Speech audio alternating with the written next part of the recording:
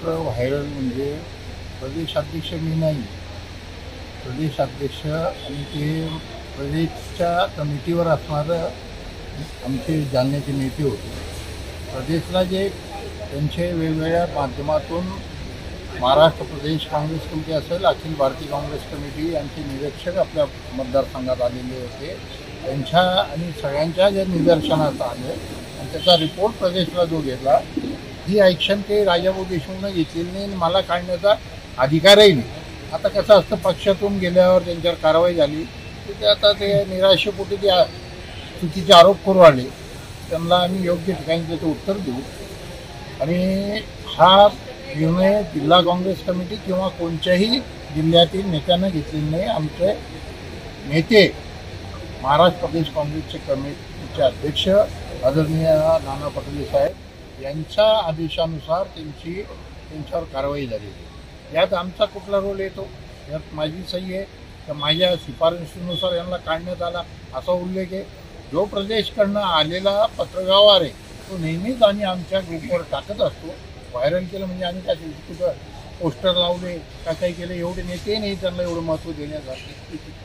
आणि त्यांनी आरोप केला, माझी इच्छा नव्हती त्यांच्यावर आरोप करण्याची. बऱ्याच वेळेला बऱ्याच इलेक्शनमध्ये आणि त्यांनी आतापर्यंत काय केलेलं आहे जालनेकरांना माहिती आहे. आणि त्यांची अवकात काय, उगाच आमचा पक्ष मोठ्या मनाचा आहे, त्यांना ते नगरपालिकेत त्यांचं डिपॉझिट वाचू शकले नाही. अशा माणसाला प्रदेश कार्यकारिणीवर सेक्रेटरी म्हणून घेतलं होतं आणि त्यांना म्हणजे तुम्हाला डोक्यावर घेतलं की पक्ष चांगला आणि चुकीच्या कामावर ॲक्शन घेतली म्हणजे पक्षातील नेते आम्ही त्यांचा सन्मान तुम्ही आता बघितला असाल. जर आमच्या मनात काही असतं त्या पत्रिकेवर त्यांचं नाव आहे. परवापर्यंत आमचे पदाधिकारी होते, आम्ही पत्रिकेवर जिल्हा काँग्रेस कमिटीनं काढलेली निमंत्रण पत्रिका त्यावर नाव बघून घ्या, त्यांचं नाव टाकलं. जर तसं आमच्या मनात काळं असतं तर आम्ही त्यांचं पत्रिकेवर नाव टाकलं नसतं. त्यांच्या कारवाई होण्याच्या अगोदर ती पत्रिका छापलेली आहे, त्याच्यावर ते सन्माननीय पदाधिकारी म्हणून त्यांचं नाव टाकलेलं होतं. पण पक्षाच्या निदर्शनात आलं आणि काँग्रेस पक्ष हा म्हणजे पहिल्यासारखा आहे नाही. कोणी या आणि कोणी जा आणि काही करा, हा काळ संपलेला आहे.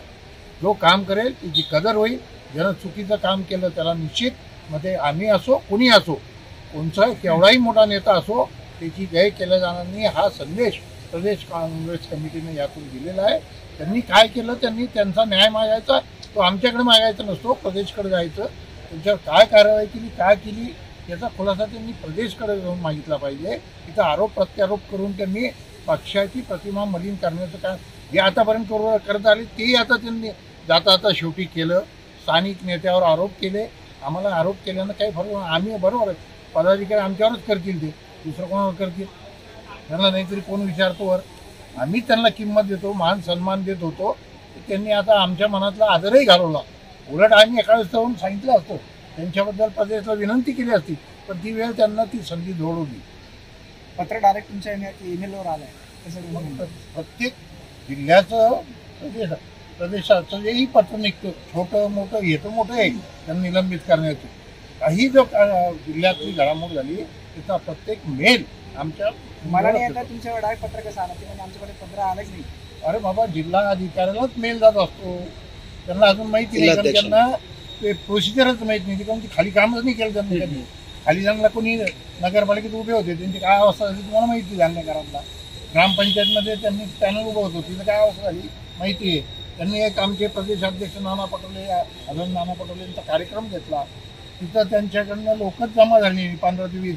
फक्त जिल्हा काँग्रेस कमिटी आमचे नेते येत होते म्हणून सगळीकडून त्यावेळेला जिल्हा काँग्रेस कमिटीचे अध्यक्ष म्हणून डॉक्टर कल्याण काळे मी आम्ही सगळ्या नेते मंडळींना आमच्याबरोबर कार्यकर्ते घेऊन गेलो म्हणून तिथं कार्यक्रम होऊ शकला. प्रशासनाला आम्ही विनंती केली, नाहीतर त्या कार्यक्रम होऊ देणार नाही. त्यांच्या घरातील लोकांना, ते घरातले लोक सांभाळू शकत नाही आणि घरातल्यांना सल्ला देऊ शकत नाही. त्यांच्या घरातले लोक आणखी म्हणतात आम्हाला काय दिलं. आपण तुमच्या घरात 16 वर्ष बिना इलेक्शन लढवल्याची आमदारकी दिली, MLC म्हणून 16 वर्ष आमदारकी दिली. आणि त्याच्या आधी त्यांना ज्यांना आमदार केलं त्यांना 8 ते 10 वर्ष पक्ष सोडलेला होता. फक्त आम्हाला दिलं, आम्हाला किंमत केली आणि ते वेगळा रंग देणार, त्याला जातीचा रंग देण्याचा प्रयत्न करतात.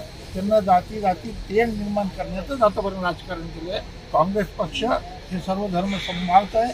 इथं सगळ्याच जाती धर्माला स्थान आहे. म्हणून आज या देशात ही जी परिस्थिती बदलली त्याचं कारणच काँग्रेसची भूमिका आहे. की एका जाती धर्माला चालून धरून चालणारा पक्ष नाही, सगळ्याच घटकांना बरोबर घेऊन चालणारा. हे विशिष्ट याचं द्वेष पसरवण्याचं काम सातत्यानं केव्हाही हे करत आलं. कॉमेंट्स त्यांनी बऱ्याचदा आमच्याकडे कंप्लेंट झाल्या.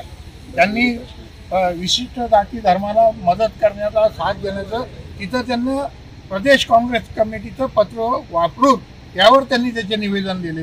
याचा अर्थ लोकांमध्ये गैरसमज असा आला की काँग्रेसची ही भूमिका आहे का.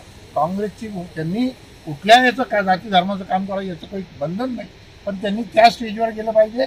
ते पक्षात राहून त्या पक्षाच्या लेटर हेडवर त्यांनी त्याचा निषेध करतात, कोणाला साथ देतात. तिथं त्यांना पक्षाचं लेटर हेड वापरला नाही पाहिजे. त्याच्यातून लोकात गैरसमज निर्माण होतात. हीच साधी त्यांना ज्ञान नाही. ते शिकलेले प्राध्यापक लिहितात. मला असं वाटतं की प्राध्यापक पदवी त्यांची खोटीच आहे. अशीच खोटे कामं करत आले आणि असे खोटे आरोप करण्याची त्यांना सोय.